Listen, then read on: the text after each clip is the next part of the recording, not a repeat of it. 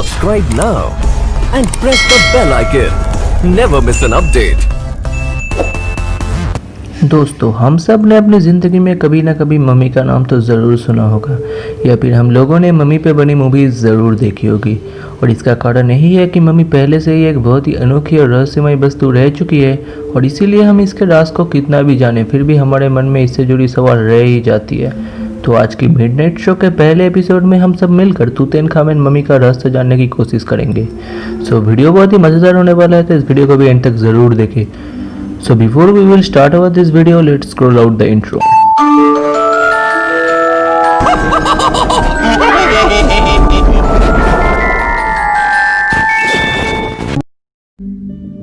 इससे पहले कि हम सब मिलकर तूतेनखामेन मम्मी का रहस्य भेद करें, हमें तूतेनखामेन के बारे में कुछ बेसिक चीज़ें जान लेनी चाहिए। एंशियंट इजिप्ट के फर्स्ट डायनेस्टी के समय वह मोनार्की थी और इसीलिए जो भी राजा होता था लोग उसे फेराव कह के संबोधित करते थे। तूतेनखामेन के पिता थे फेराव अखेनातन और उनके बाद सिर्फ 9 साल की उम्र में ही तूतेनखामेन ने राजगद्दी संभाली थी। तूतेनखामेन का राजकाल 1332 से लेकर 1323 तक है और ये डेट्स उल्टी इसीलिए है क्योंकि ये बिफोर क्राइस्ट का समय काल था। मुझे पता है कि आप लोगों को ये सारी बातें थोड़ी हिस्ट्री क्लास जैसी लग रही होगी और इसीलिए हम सीधे मुद्दे की बात पर आते हैं, जहाँ पर हम सबके सामने दो बहुत ही बड़े सवाल खड़े होते हैं। पहला सवाल ये कि तूतेनखामेन की मौत इतनी कम उम्र में कैसे हो गई, और दूसरा सवाल ये कि क्या तूतेनखामेन की मम्मी श्रापित है। तो इन सवालों के सारी राजों को जानने के लिए हमें समय काल में थोड़ा पीछे जाना पड़ेगा। ये बात 1920 के दशक की है, जब हावर्ड कटर ने अपने स्पॉन्सर लॉर्ड कार्नोवन के साथ इजिप्ट में इजिप्शियन टॉम की खोज कर रहे थे। 4 नवंबर 1922 को इनकी खोज खत्म हुई जब हावर्ड कटर को तूतेनखामेन की टॉम मिली। पिछले 3000 सालों से किसी ने भी इसे नहीं देखा था। हालांकि ये टॉम काफ़ी पुरानी थी, पर इसकी सील्स को तोड़कर दोबारा से रीसीलिंग करी गई थी और इसके कुछ कीमती स्टोन्स भी रिप्लेस किए गए थे। और इससे पता चलता है कि तूतेनखामेन के मकबरे के अंदर से हजारों साल पहले 2 बार चोरी हो चुकी है। इन चोरीज के बाद भी उस टॉम में लगभग 5400 आइटम्स थे और उनमें से ज़्यादातर सोने से बने हुए थे। इस घटना के लगभग 1.5 साल बाद कार्टर की टीम ने तूतेनखामेन की कब्र को खोला, जिसके अंदर 2 और कब्र थे और तीसरे कब्र के अंदर फाइनली उन्हें तूतेनखामेन की मम्मी मिली। ये मम्मी काफ़ी डैमेज थी और जांच पड़ताल के बाद पता चला कि तूतेनखामेन की मौत लगभग 18 साल की उम्र में ही हो गई थी।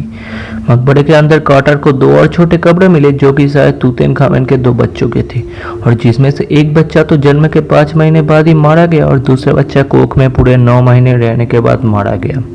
बहुत सारे वैज्ञानिकों की जांच पड़ताल के बाद तूतेनखामेन के सिर्फ 18 साल की उम्र में मारे जाने की काफ़ी सारी पॉसिबिलिटीज सामने आए।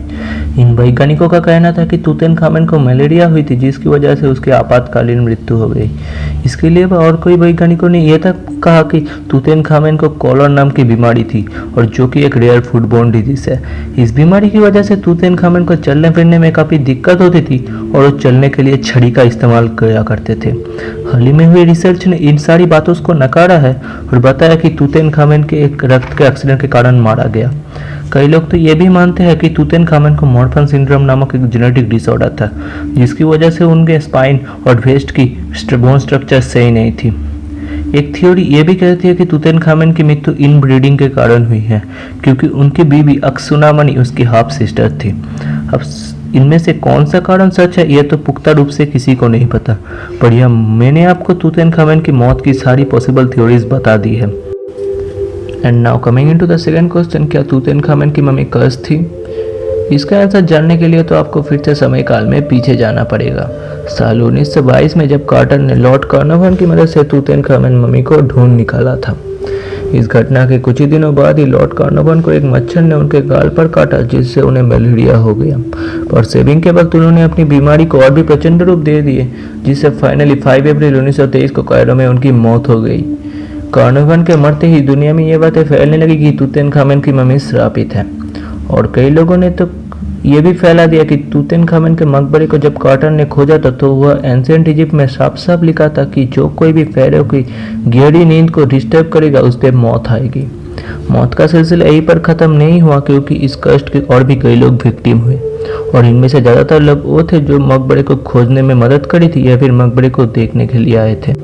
इनमें से एक आर्कियोलॉजिस्ट सर ब्रूस इनकम भी थे, जिन्हें कार्टर ने एक पेपर वेट गिफ्ट किया था और ये पेपर वेट तूतनखामन के मकबरे से निकाला गया था। इस गिफ्ट के मिलते ही इंग्रम के घर पे आग लग गई, जिससे उनकी मौत हो गई। 16 मई 1923 को मकबरे में जाने वाले जॉर्ज जे गाउट की भी मौत हो गई और 27 सितंबर 1923 को लॉर्ड कार्नोवन के सौतेले भाई भी मारे गए। 1923 में ही कार्टर को मकबरे की खोज के लिए पैसा देने वाले उल्फ जूल की लाश नील नदी में मिली। ऐसा माना जाता है कि ईस्ट कास्ट ने लगभग 30 लोगों की जान ले ली।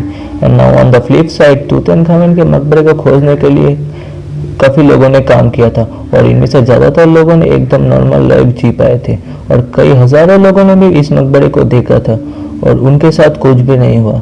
सो अगर देखा जाए तो ये 30 मौतें महज एक सहयोग भी हो सकता है। लेकिन 1980 के दशक में लोग इन कर्ज जैसी चीजों को बहुत भरोसा करते थे और इसीलिए उन्होंने काफी सारी झूठी घटनाएं फैला दी, जिससे लोग तूतनखामन मम्मी को श्रापित मानने लगे। और इसका सबूत में 1986 में कैरोलिन स्टैनक्लिफ ने इन सारी मौतों की वैज्ञानिक कारण दिखाने की कोशिश करी और उन्होंने बताया कि प्राचीन काल में तूतनखामन मम्मी को सील करने के लिए जिन चीज़ों का इस्तेमाल किया गया था वो वक्त के साथ सड़ चुके थे और उनमें बीमारी फैलने वाले बैक्टीरिया और फंगस पैदा हो गए। और शायद यही कारण है कि कर्ज से जुड़ी ज्यादातर लोगों की मौत बीमारी के कारण हुई। और यह पर सच क्या है यह तो किसी को नहीं पता, पर मैं पर्सनली बिलीव करता हूँ कि तूतनखामन की मम्मी श्रापित नहीं है। मैं यहाँ पर आप सभी से ये पूछना चाहता हूँ कि आपको इसके बारे में क्या कहना है। क्या तूतनखामन की मम्मी श्रापित है या फिर नहीं? अपने जवाब हमें कमेंट्स में जरूर बताएं। वीडियो पसंद आए तो वीडियो को लाइक करके चैनल को जरूर सब्सक्राइब करें, क्योंकि हम ऐसी मजेदार वीडियोस लाते रहते हैं। और सब्सक्राइब बटन के पास दिख रहे बेल आइकन को भी दबा दें ताकि फ्यूचर में आने वाली कोई भी वीडियो का नोटिफिकेशन आप सबसे पहले पा सके।